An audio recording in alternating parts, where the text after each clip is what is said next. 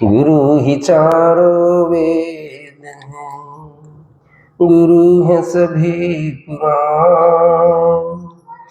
गुरु ज्ञान दे कर रहे सबका ही कल्याण। बोलिए गुरुदेव भगवान की, बोलिए सच्चे दरबार की, सच्चे दरबार की। गुरु जी के लिए जोरदार तालियां बजा दे। इतना अच्छा सत्संग आपको सुनाते हैं। जो सत्संग गुरु जी महाराज आपको सुनाते हैं वो बड़ा दिव्य सत्संग होता है। हर चीज की जानकारी आपको देते हैं। घर में रहने के तरीके या घर में किस प्रकार से कार्य करते हैं, भगवान के बारे में, गुरुजनों के बारे में सब आपको बताते हैं ताकि आपका हर तरफ से कल्याण हो सके। कह दो जय माता दी। तो प्यारे, भक्ति करने के अनेक कारण होते हैं, अनेक प्रकार के उपाय होते हैं, लेकिन गुरुदेव भगवान कहते हैं कि भक्ति करना कठिन तो है ही, क्योंकि भगवान को पाना इतना आसान नहीं है। लेकिन जो गुरुजी महाराज बताते हैं कि इस प्रकार से हम भक्ति करें तो हम गुरु को पा लेते हैं, भगवान को पा लेते हैं। कुछ उपाय गुरुजी ने बताए हैं, वो मैं आपको बता रहा हूं। कहते हैं भगवान की भक्ति करना, भगवान को पाना। जो भगवान के लिए तप करते हैं, तपस्या करते हैं, मंदिर में सुबह शाम आरती करते हैं, पूजा पाठ करते हैं, ये भगवान की भक्ति है, भगवान को पाने का एक प्रयास है। क्योंकि जब हम उसकी आराधना करेंगे, उसकी पूजा पाठ करेंगे तो हमसे भगवान प्रसन्न होंगे। कहते हैं कि जो मंदिर में पंडित जी रहते हैं ना, वो साधारण खाना नहीं खाते, उनको अच्छा खाना चाहिए। बिगड़ गए हैं, क्योंकि पंडित मंदिर में रहते रहते भगवान जी के 56 भोग लगते हैं। तीनों टाइम का भोजन इस मंदिर में लगता है प्रसाद रूप में। अलग अलग प्रकार का कोई कोई व्यक्ति लाता है, वो सब खाकर भगवान जैसे चटोरे भी बन जाते हैं पंडित जी। तो पंडितों को भी अच्छा भोजन देना चाहिए ताकि उनकी आत्मा तृप्त रहे। ये भी भगवान को पाने का एक आसान सा तरीका है, क्योंकि जब उनको भोजन देते हैं या कराते हैं, उसके बदले में वो आपको आशीर्वाद देते हैं, तो वो भी हमारे लिए सहायक होता है कि भगवान की आराधना करनी चाहिए हमें और उनको पाने की चेष्टा करनी चाहिए। दूसरे नंबर पे गुरुदेव भगवान कहते हैं प्रेम की भक्ति। कोई व्यक्ति किसी व्यक्ति को देखकर मोहित हो जाता है, बस एक नजर में उसको देख लेता है, तो वो प्रेम की भक्ति होती है। आपने देखा होगा, कहीं गए, कहीं बरसाना में या वैष्णो देवी या किसी बड़े धाम पे, बहुत सारे ऐसे भगत मिलेंगे आपको, बस भगवान जी को निहारते रहेंगे, करेंगे कुछ नहीं, बस एक टकटकी उनको देखते रहेंगे, क्योंकि देखने मात्र की भी भक्ति है, उसी से उनका कल्याण हो जाता है। वो कुछ नहीं करते, सुबह शाम भोजन करते हैं, दरबार में आ जाते हैं और भगवान जी को देखते रहते हैं। बस किसी भी धाम पे देखना, जरूर मिलेंगे ऐसे भगत। ये प्रेम की भक्ति है, प्रेम जागृत होता है तो ये भक्ति मिलती है। जिस प्रकार मीरा जी ने अपने भगवान श्री नारायण हरि को पा लिया था, अपना एक नाम उन्होंने दिया था मीरा के गिरधर नागर, तभी तो उनका अपना हक बना कि अपना नाम दे दिया उनको और उनको अपना बना लिया। ये प्रेम की भक्ति है प्यारे। जिस प्रकार एक माँ अपने बच्चे को प्रेम करती है, नाना प्रकार के नाम उसके रख देती है, अपना हक जमा देती है, इसी प्रकार से गुरु की और भगवान की भक्ति भी इसी प्रकार से है। तो अपना नाम दे दिया, आज उसी के नाम से वो जाने जाते हैं। एक बहन ने, बड़ी अच्छी बात है, देखिए भक्ति के रूप बहुत हैं, एक इन्हीं में से बहन है। गुरुदेव भगवान देवी की यात्रा पर जाते हैं, वहां पर मेरी उससे मुलाकात हुई, बात हुई। कहने लगी भाई हमारे गुरुजी महाराज बहुत अच्छे हैं, देखो कैसे चलते हैं, कितने अच्छे लगते हैं, ये तो बिल्कुल गोल मटोल है। उन्होंने नाम दे दिया कि मेरे गुरु गोल मटोल है, अपना प्रेम का नाम दे दिया। बुरी बात नहीं है, ये अच्छी बात है। अपना नाम दिया उन्होंने कि मेरे गुरु जी ऐसे हैं, मेरे भगवान ऐसे हैं। अपना हक जमा लिया एक अपना नाम देकर, गुरु को पा लिया उन लोगों ने। और तीसरे नंबर पर जो कि सर्वप्रथम है, गुरु की भक्ति करना। गुरु भगवान से तो मिलाते हैं, लेकिन हर ज्ञान का बोध कराते हैं आपको। कहते हैं जिस प्रकार किसी बहन का या भाई का रिश्ता आपस में नहीं होता, उसके लिए एक बीच वाले व्यक्ति की जरूरत होती है, जिसको बिचौलिया बोलते हैं। यही कार्य हमारे गुरुदेव भगवान करते हैं, भगवान के और हमारे बीच में। ऐसी कोई जमीन भूमि नहीं बेची जाती, खरीदी जाती, जिसके बीच में व्यक्ति ना हो, क्योंकि दोनों पक्ष के व्यक्ति उस बीच वाले व्यक्ति को अपनी सारी बातें बता देते हैं। तब जाकर उनके विचार एक समान हो जाते हैं, फिर जाकर वो रिश्ते, वो खरीद होती है, उसके बाद वो रिश्ते आगे चलते हैं।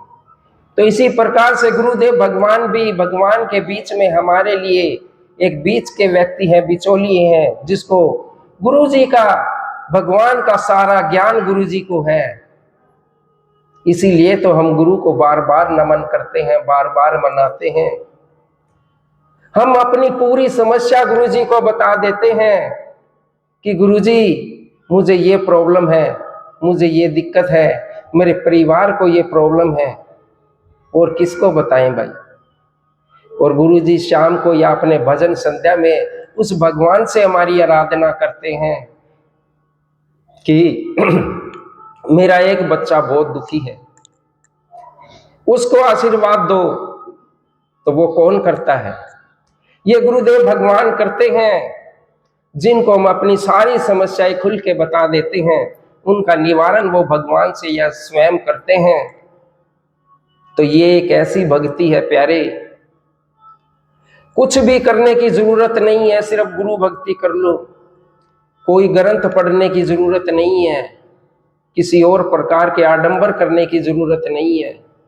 जब गुरुदेव भगवान हमारी स्पर्श गुरु जी से, भगवान से करेंगे, तो हमारे ऊपर तो वैसे ही आशीर्वाद बन जाएगा। कह दो जय माता दी।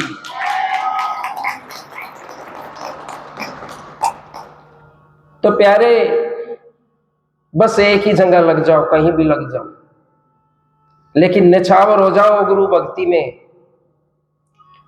उस गुरु जी को सब पता है, कौन मेरा है, कौन आडंबर कर रहा है, कौन दिखावा कर रहा है। लेकिन आजकल क्या चाहिए लोगों को गुरु जी से? बिजनेस, पैसे, रुपए। ज्ञान की भक्ति नहीं लेता कोई भी गुरु जी से। भगवान के पाने की भक्ति या उसके विषय में गुरु जी से कोई बात नहीं करता। ये दुख का विषय।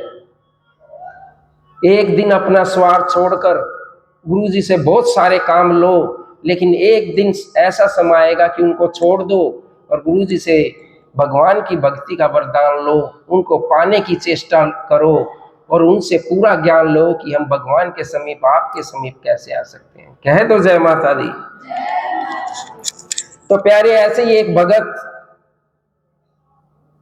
श्री नारायण भगवान की मूर्ति ले आता है और घर में विराजमान कर देता है, एक टेबल पर, मेज पर। बड़ा गरीब भी था। उसने सोचा मैं इनकी भक्ति करूंगा, ये मेरा कल्याण करेंगे और मेरी बहुत सुनेंगे। क्योंकि कोई भी भगवान गुरुदेव ये नहीं देख सकते कि मेरा बच्चा दुखी है, उसका उद्धार जरूर करेंगे।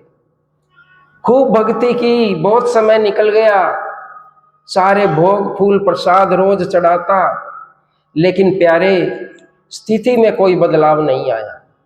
स्थिति में कोई भी बदलाव नहीं आया, जैसा था ऐसा का ऐसा ही रहा। बहुत समय निकल गया। एक दिन भगत के मन में आ जाता है कि मैं जो नारायण की भक्ति करता हूं, इसको मैं छोड़ दूं, इसको ना करूं, किसी और भगवान की कर लूंगा, वो मेरी सुन लेता, मेरा बहुत समय निकल गया, कोई भी प्रभाव नहीं हुआ, मेरी स्थिति जो की तो बनी हुई है, कोई बदलाव नहीं आया। तो एक दिन पक्का विचार कर लिया और नारायण जी की मूर्ति वहां से हटा दी, उसी कमरे में एक कोने में रख दी और वहां पर भोले बाबा की मूर्ति स्थापित कर दी।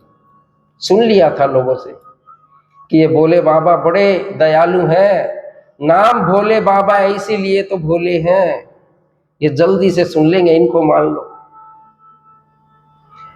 भोले बाबा की भक्ति करने लगे और नारायण भगवान की मूर्ति एक कमरे में कोने पे रख दी और जैसे ही भोले भगवान के सामने धूप बत्ती लगाई, अगरबत्ती लगाई, भोग चढ़ाया,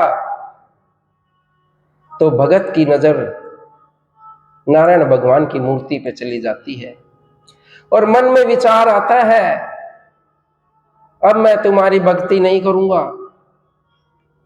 मैं तो भोले बाबा की भक्ति करूंगा। और जब फूल प्रसाद चढ़ा रहा था, भोग लगा रहा था, धूप बत्ती अगरबत्ती लगा रहा था, तो दूर से देखा कि देखो मेरा कुछ उद्धार नहीं किया इन्होंने, इनकी नजर अब भी मेरे इस 56 भोग पर है जो मैंने भोले बाबा को चढ़ाए हैं, और देखो कितनी मैंने सुगंधित धूप बत्ती लगाई है, उसी को ये सूंघ रही है। ऐसा विचार लेके उठा और बोला कि नारायण भगवान को तो अब कोने में भी नहीं रखूंगा, इनको तो अलमारी में बंद करूंगा ताकि मुझे देख ना सके। कह दो जय माता दी, कि मुझे देख ना सके, मेरे इस भोग को, धूप बत्ती अगरबत्ती को ये सूंघ ना पाए।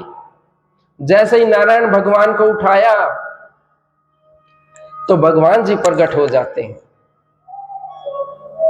और कहने लगे, भगवान मैंने इतने साल आपको माना, आप नहीं आए, आज मैं भोले बाबा की भक्ति करने लगा, आप आ गए। ऐसा विचार। भगवान ने कहा, इसमें कोई भेद नहीं है, तुम भोले बाबा को मानो, मुझे मानो या किसी और देवी देवता को मानो, वो सभी एक शक्ति है, एक ही शक्ति से निकले हुए हैं। भगवान बता रहे हैं उसको कैसे, कि जिस प्रकार ये मां की शक्ति है, जब इस धरती पर राक्षसों का आतंक बढ़ गया, उनको खत्म करने के लिए काली का विकराल रूप माता रानी के शरीर से निकलकर अवतार होकर उनका सबका संहार कर दिया।